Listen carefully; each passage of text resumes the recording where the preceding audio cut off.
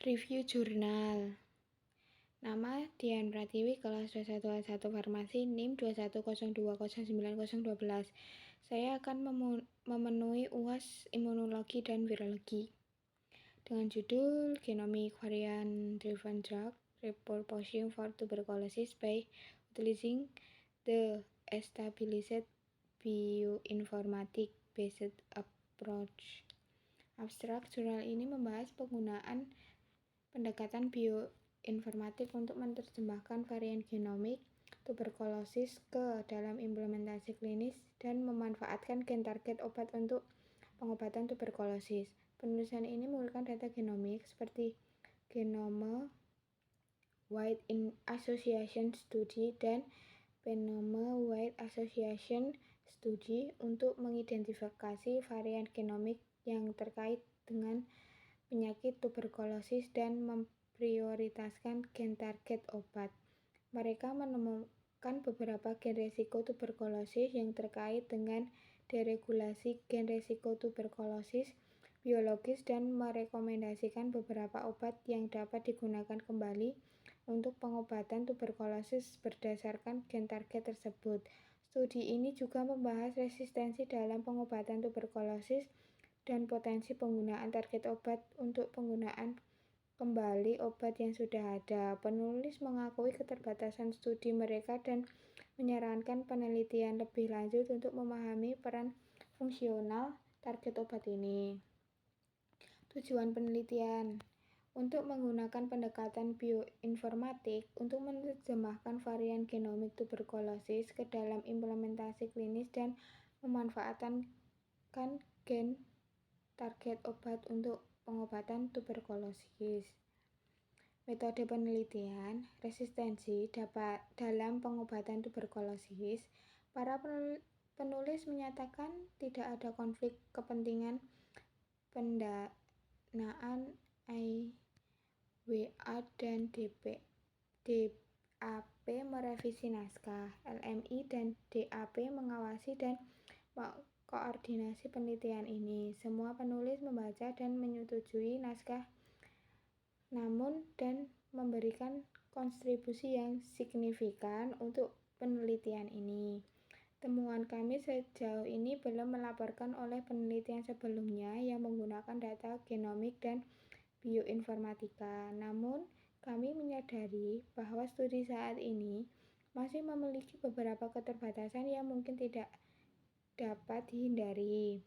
Salah satunya adalah tidak semua gen penargetan obat yang kami identifikasi dapat dibius. Oleh karena itu, beberapa gen risiko tuberkulosis biologis mungkin tidak tumpang tindih dengan obat yang disetujui, tidak dapat diobati. Namun, analisis kami menunjukkan bahwa hanya 4 gen risiko tuberkulosis biologis yang terkait dengan 12 gen penargetan obat 18,75%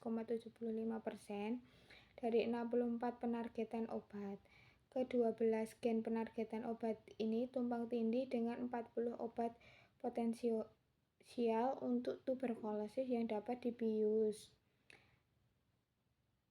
druggable dan digerakkan secara genetik. Menurut penelitian sebelumnya, tidak semua gen penargetan obat dapat dibius seperti yang ditunjukkan dalam penelitian.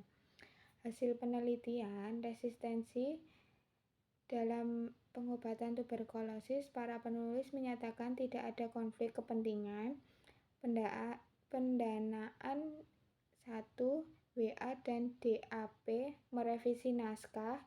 LMI dan DAP mengawasi dan mengkoordinasi penelitian ini. Semua penulis membaca dan menyetujui naskah namun dan memberikan kontribusi yang signifikan untuk penelitian ini. Temuan kami sejauh ini belum dilaporkan oleh penelitian sebelumnya yang menggunakan data genomik dan bioinformatika.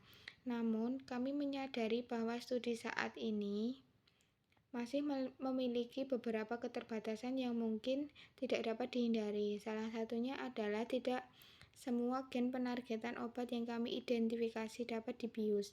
Oleh karena itu, beberapa gen Resiko biologis mungkin tidak tumpang tindih dengan obat yang disetujui tidak dapat diobati. Analisis kami menunjukkan bahwa hanya 4 gen resiko tuberkulosis biologis yang terkait dengan 12 gen penargetan obat 18,75% dari 64 gen penargetan obat. Ke-12 gen penargetan obat ini tumpang tindih dengan 40 obat potensial untuk tuberkulosis yang dapat dibius. Menurut penelitian sebelumnya, tidak semua gen penargetan obat dapat dibius, seperti yang ditunjukkan dalam penelitian Finan et al. Di mana hanya 44,7922% di antara 2.300 gen menjadi protein yang dapat dibius. Kesimpulan, bahwa pendekatan bioinformatik dapat digunakan untuk menerjemahkan varian genomik tuberkulosis ke dalam implementasi klinis dan memanfaatkan gen target obat untuk pengobatan tuberkulosis. Studi ini berhasil mengidentifikasi gen resiko tuberkulosis yang terkait dengan penyakit tuberkulosis dan merekomendasikan beberapa obat yang dapat digunakan kembali untuk pengobatan tuberkulosis berdasarkan gen target tersebut. Namun, penulisan mengakui keterbatasan studi mereka yang menyarankan penelitian lebih lanjut untuk memahami peran fungsional target obat ini. Studi ini juga membahas resistensi dalam pengobatan tuberkulosis dan potensi penggunaan target obat untuk menggunakan kembali obat yang sudah ada. Terima kasih, sekian dari presentasi saya. Wassalamualaikum warahmatullahi wabarakatuh.